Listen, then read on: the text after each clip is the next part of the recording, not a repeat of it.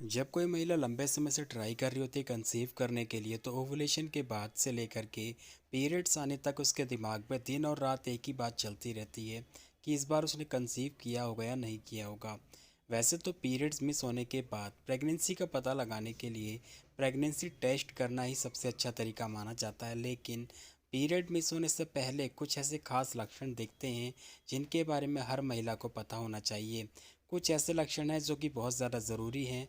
अगर उन लक्षणों को नज़रअंदाज कर दिया जाए तो कई महिलाओं की गलती की वजह से उनका मिसकैरेज भी हो जाता है।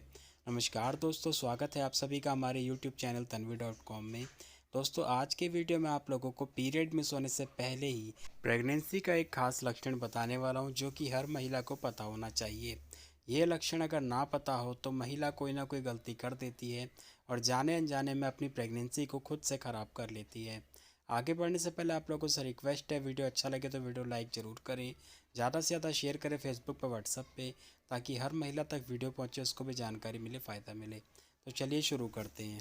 हर महिला के पीरियड साइकिल के बीच के दिनों में उसका ओवुलेशन होता है और ओवुलेशन के दौरान उसकी ओवरी यानी कि अंडाशय से एक अंडा पक करके तैयार होकर के बाहर उसके ट्यूब में आता है। ट्यूब में आने के बाद वो करीब 24 घंटे तक इंतज़ार करता है स्पर्म का। इस दौरान अगर महिला कांटेक्ट में रहती है तो अंडे को स्पर्म मिल जाता है और अंडा फर्टिलाइज हो जाता है। फर्टिलाइज होने के बाद वो ब्लास्टोसिस्ट में कन्वर्ट होता है और उसके बाद उसकी प्रेगनेंसी की प्रक्रिया शुरू हो जाती है।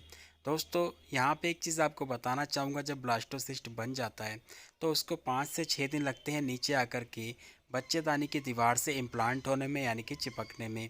और जब तक महिला का इम्प्लांटेशन नहीं होगा तब तक वो गर्भवती नहीं कहलाएगी, क्योंकि इम्प्लांटेशन होने के बाद जो भ्रूण होता है वो बढ़ना शुरू हो जाता है।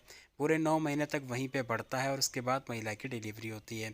तो आप खुद समझ गए होंगे कि जब तक इम्प्लांटेशन ही नहीं होगा तो महिला प्रेग्नेंट कैसे होगी। और इम्प्लांटेशन होने के बाद से ही महिला के शरीर में तरह तरह के बदलाव आने शुरू हो जाते हैं। यहाँ पे जिस खास लक्षण के बारे में मैं आप लोगों को बताने वाला हूँ वो है पेट में दर्द होना, यानी कि क्रैम्प्स होना। दोस्तों, यहाँ बताना चाहूँगा कि जब इम्प्लांटेशन होता है, यानी कि जो भ्रूण होता है ऊपर से खिसक करके जब वो नीचे आता है, बच्चेदानी की दीवार से चिपकता है, तो इम्प्लांटेशन की जो प्रक्रिया होती है इस दौरान महिला को पेट के निचले हिस्से में, यानी कि पेल्विक एरिया में दर्द होता है। पेल्विक एरिया यानी कि जो पेट का सबसे निचला हिस्सा है, जहाँ पे महिला की बच्चेदानी है, यूट्रस है और फैलोपियन ट्यूब है। तो बच्चेदानी में जब वो चिपकने की कोशिश करता है तो महिला को इस दौरान रह रह के क्रैम्प्स उठते हैं, थोड़ा थोड़ा दर्द होता है। दूसरी चीज़ आपको ये ध्यान रखनी है कि ये जो दर्द होता है, यानी कि जो क्रैम्प होता है, ये पीरियड्स की डेट से करीब 5 से 6 दिन पहले होता है और ओवुलेशन के करीब 5 से 6 दिन बाद होता है। क्योंकि जैसे मैंने आपको पीछे बताया कि ओवुलेशन के दौरान अगर अंडा फर्टिलाइज हो जाता है, यानी कि ब्लास्टोसिस्ट बन जाता है, तो उसको 5 से 6 दिन लगते हैं नीचे आकर के इम्प्लांट होने में। तो इस तरीके से ओवुलेशन के बाद, यानी कि 5 से 6 दिन बाद और पीरियड्स आने से करीब 5 6 दिन पहले ये आपको क्रैम्प्स होगा। तीसरी चीज़ ये भी ध्यान रखनी है कि ज़्यादातर महिलाओं में देखा गया है कि जब भी उनका इम्प्लांटेशन होता है और जब उनको एक क्रैम्प्स होते हैं तो उस दौरान उनको स्पॉटिंग भी होती है, यानी कि खून के धब्बे लगते हैं। और ये जो ब्लड का कलर होता है, जो खून का कलर होता है, ये डार्क ब्राउन कलर का, चॉकलेटी कलर का होता है। तो इससे भी आप इसको देख करके अंदाज़ा लगा सकते हैं। अब दोस्तों, आपको यहाँ पे एक चीज़ ये भी ध्यान रखनी है कि बहुत सारी महिलाओं में पीएमएस की प्रॉब्लम होती है, यानी कि प्री मेंस्ट्रुअल सिंड्रोम की समस्या होती है, जिसमें उनको पीरियड आने से पहले क्रैम्प्स होते हैं बहुत ज़्यादा और चक्कर आते हैं, उल्टी भी आती है और भी बहुत सारी परेशानियां होती हैं, जबकि वो प्रेग्नेंट नहीं होती हैं। तो अधिकतर महिलाओं में क्या होता है कि वो इस चीज़ को बिल्कुल भी अंतर नहीं कर पाती कि ये प्रेगनेंसी का लक्षण है या फिर पीएमएस का लक्षण है। तो यहाँ पे आपको एक पहचान मैं बताना चाहूँगा कि अगर किसी महिला को पीएमएस की प्रॉब्लम है, यानी कि प्री मेंस्ट्रुअल सिंड्रोम की प्रॉब्लम है, और उसको पीरियड्स की डेट आने से पहले पेट में क्रैम्प्स हो रहे हैं, तो ये जो क्रैम्प्स होंगे ये लगातार होंगे जब तक उस महिला के पीरियड नहीं आ जाएंगे। पीरियड आने के बाद उसके क्रैम्प्स ख़त्म हो जाएंगे और जो नाउजिया की प्रॉब्लम, यानी कि जो चक्कर आना, उल्टी आने की प्रॉब्लम हो रही है या फिर और भी जो भी परेशानियां हो रही हैं, वो सारी परेशानियां पीरियड आते ही ख़त्म हो जाएंगी। वहीं दूसरी तरफ अगर वो महिला प्रेग्नेंट है तो उसके जो क्रैम्प्स हैं वो ज़्यादा दिन नहीं चलेंगे, 1 से 2 दिन चलेंगे और उसके बाद बंद हो जाएंगे। और जो ब्लीडिंग होगी, यानी कि जो स्पॉटिंग होगी, वो ज़्यादा से ज़्यादा कुछ घंटों के लिए या फिर 1 दिन हो सकती है, इससे ज़्यादा नहीं होगी।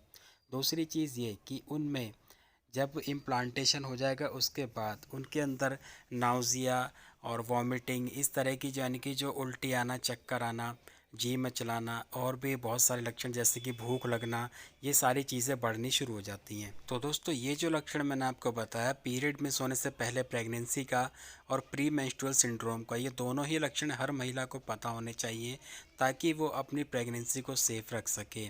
इसके अलावा दोस्तों एक महिला के बारे में आपको बताना चाहूँगा, हमारे पड़ोस की हैं और काफ़ी टाइम से ट्राई कर रही थी कंसीव करने के लिए। तो उनको मैंने कुछ टिप्स दी थी, तो जिसको उन्होंने फॉलो किया और उन्होंने कंसीव कर लिया।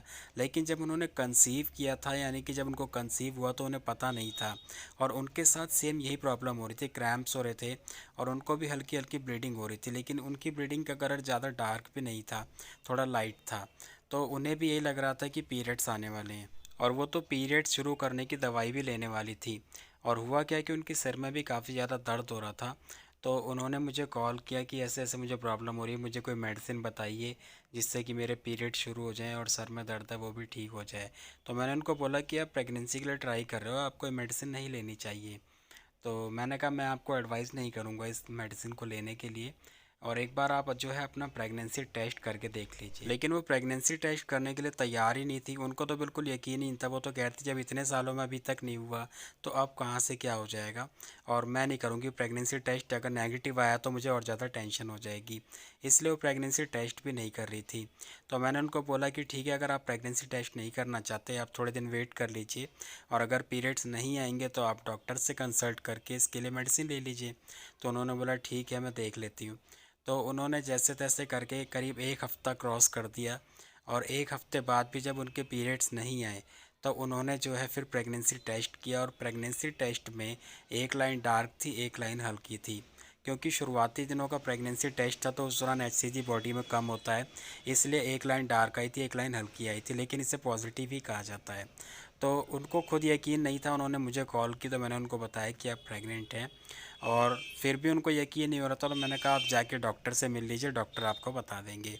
उसके बाद वो डॉक्टर के पास गई और डॉक्टर को उन्होंने अपनी किट दिखाई तो डॉक्टर ने बोला कि हाँ आप प्रेग्नेंट हैं और ये पॉजिटिव रिज़ल्ट है।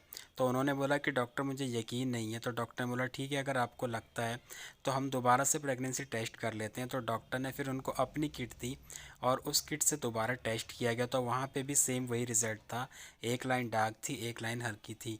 तो डॉक्टर ने बोला ठीक है आप प्रेग्नेंट हैं और यहाँ पे पॉजिटिव आया है। उसके बाद भी उनको काफ़ी दिनों तक माइंड में यही डाउट था कि पता नहीं प्रेगनेंसी हुई है या नहीं हुई है, जब तक उनका अल्ट्रासाउंड नहीं हो गया। जब अल्ट्रासाउंड हो गया, बच्चे की हार्ट बीट आ गई, तब जाके उनका पूरा शेयर हुआ कि हाँ वो प्रेग्नेंट हैं। दोस्तों ये पहली महिला नहीं है जिनके साथ ऐसा हुआ, ऐसी बहुत सारी महिलाएं हैं जिनको प्रेगनेंसी रुक भी जाती है लेकिन फिर भी उनको यकीन नहीं होता, क्योंकि एक लंबे समय के बाद प्रेगनेंसी रुकना एक बहुत बड़े सपने के सच होने जैसा होता है। तो दोस्तों आज की वीडियो में इतना ही। उम्मीद है आप लोगों को वीडियो पसंद आया होगा। वीडियो को लाइक करें, ज़्यादा से ज़्यादा शेयर करें और कोई जानकारी चाहते हो तो कमेंट करें। मिलते हैं अगले वीडियो में। धन्यवाद।